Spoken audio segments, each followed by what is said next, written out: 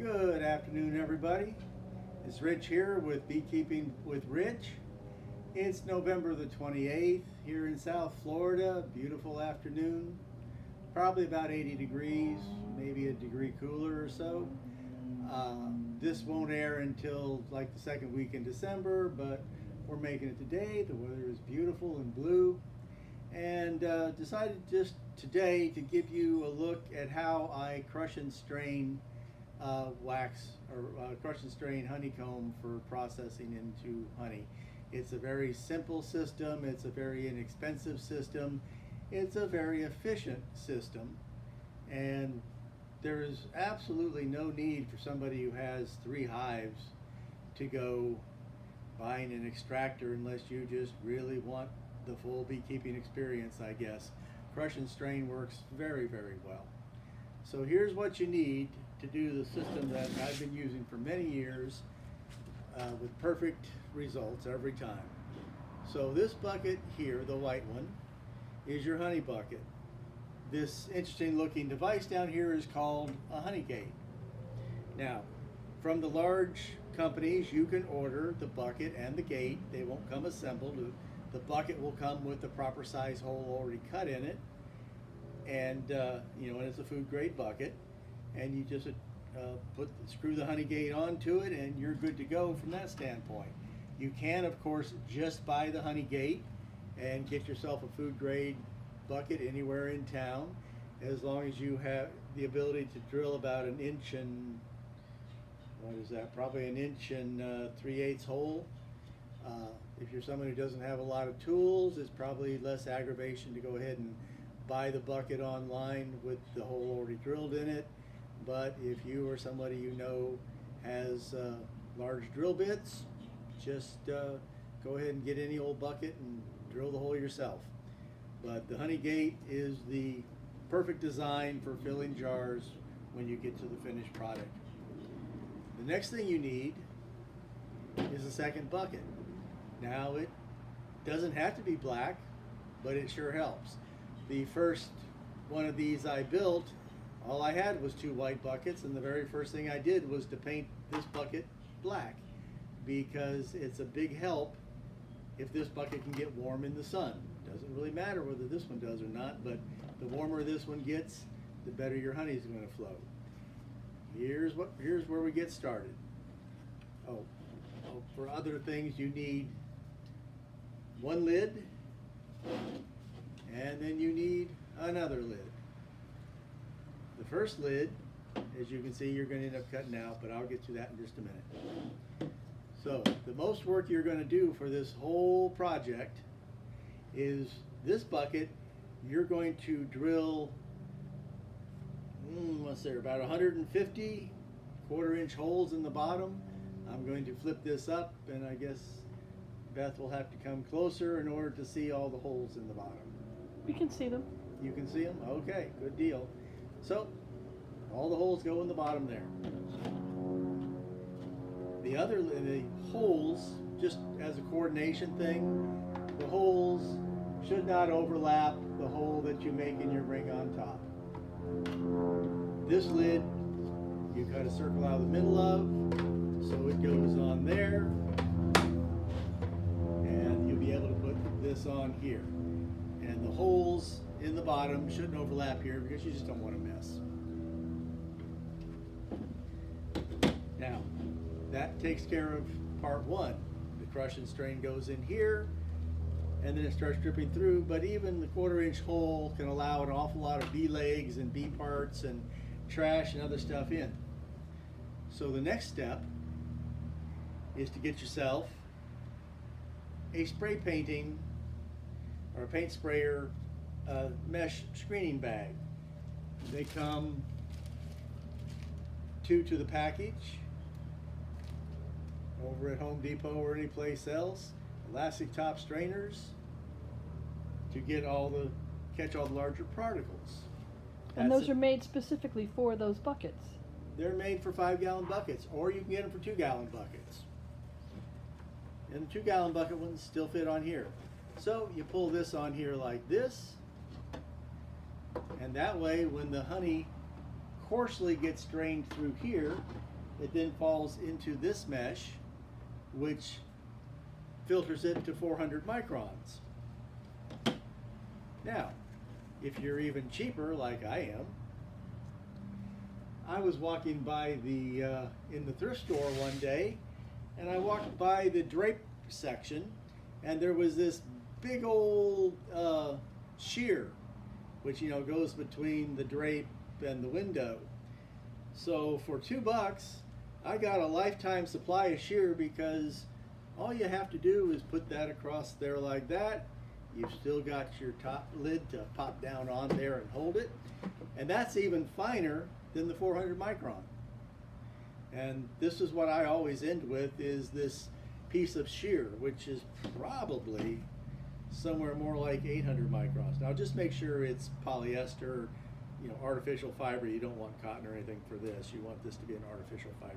Why?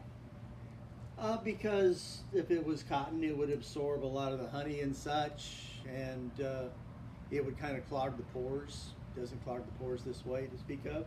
Now there's another option.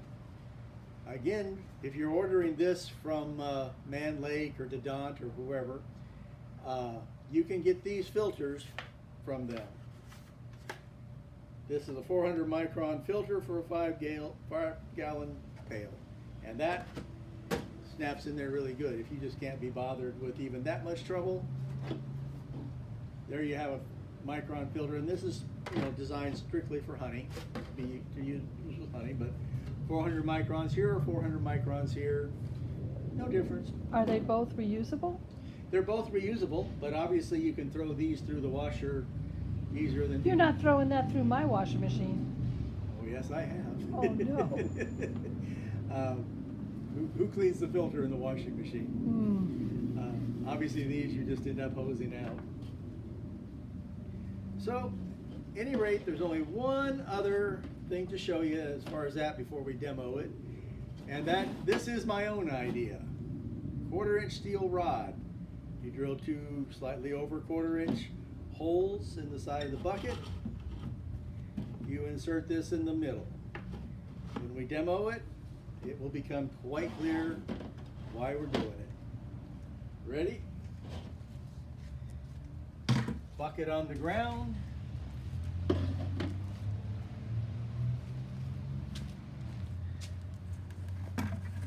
Filter in the bucket. Spacer lid on top of that. Strainer bucket on top. This of course goes on when you've chopped everything up. It's all in here straining. You take it over there and you place it in the sunshine so that this heats up, but you don't need the lid right this second. And I'm going to show you the value of this steel rod. You just put it on it. You know how long I sat there holding on to one edge of one of these and cutting. This, by the way, is a honey decapping knife. It is... Stop moving it. Can't see it. Absolutely flat on one side and serrated. Can't see it. Well... There you go. Turn it sideways. Okay, there you go. If I turn it sideways, you can't see that it's flat on one side. So at any rate, it's serrated on both sides, but the back side is flat, so it lays flat up against the frame. You can bring it up here. Actually, I kind of bring it to here, cut up, and then I cut down like you were doing a 2-point, backing out of your car or something. You have that resting on the rod. And it's resting on the rod so that I don't have to hold on to this and do this number and all this and worry about whether I'm going to cut my fingers or not. You can set it there, and this works perfectly well if it's a deep frame as well, not just these mediums. Deep frame fits on there just fine too. You can zoop, turn it around, do it on that side. That's assuming... Plain, talk louder. That's assuming, I just realized I'm demonstrating it this way to you, and I just realized that, oh, this is what you do when you're getting ready to go ahead and put this in an extractor. If you're getting ready to do crush and strain, you're putting it here like this, and I like to take a smaller serrated knife from the kitchen and slice thin, just like one cell wide strips, and let them all go tumbling in there. And every couple of strokes, you can do this. You can wipe it off on there beautifully. And you just keep making your slices and letting them fall in here until the frame is empty. And you can drop the frame on there for a few seconds while you get your next frame ready to let some dribbles come out. Then you'll normally want to go ahead and put this in a plastic bin of some sort until, you know, what little honey is on there drips into the bottom of the bin.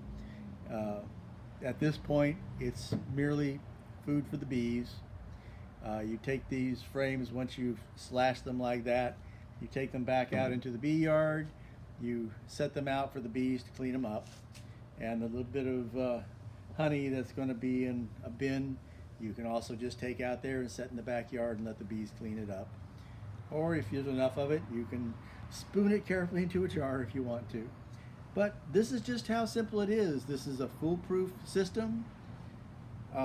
Most people know about it, but just in case you don't, I thought I'd go ahead and do a demonstration on mine. My only tweak on this has been the addition of that bar right there to make it easier to use. And then you put the cover on Then you put the cover on. when it's full. Well, when you're finished, or it's full, whichever. You put the cover on, you pick the whole thing up, you carry it out into a nice sunny spot, you sit it out there, and you let it sit for the day, straining down through here. Then you take a stick, a spoon, or whatever, and you stir the honeycomb chunks around up in here, and you just keep doing that. Our humidity down here is very high, and so I always do my straining in the afternoon, and as we come on towards evening in the summertime, I go ahead and drain whatever's in the bucket out Through the honey gate. through the honey gate into large jars. And you can fill jars right from the honey gate. You can fill even a bear right from the honey gate, but you can also fill gallon buckets from the honey gate. It's no problem. But the thing is, come evening, particularly the first day, I want to get all of this honey out of the bucket and into capped containers. Now this is capped, it's reasonably sealed. If there's any chance of rain, you're still going to bring it in out of any chance of rain, because you don't want water coming in here and seeping through into any honey that might be left in there. But you're going to keep stirring around and putting it out when it's sunny for a day or two till the cappings start getting really dry. And you'll know that. You're stirring them around, and where they're heavy you can still feel it's heavy. Where it's dry you'll feel that they're light and fluffy. So you're going to keep stirring around for a day or two, and on the second day I tend to come out every time it gets to be an inch and a half deep in honey and pour it off, because I wanted to absorb as little atmospheric humidity as possible. Just in case the honey was close to the edge before you started harvesting it. You don't want it to end up getting too hygroscopic and starting to ferment on you. That'll be another video, because I found lots of things you can do with fermenting honey, other than making mead, believe it or not. People say, "Oh, I've got some foaming in the mead, in the honey rather. I'm just gonna have to throw it out." It's like, no, there's all kinds of things you can do with it. But this is the end of this video, and that's all for another video. So we're past Thanksgiving. It's not quite Christmas yet, but have a joyous holiday season, everyone. Bye for now.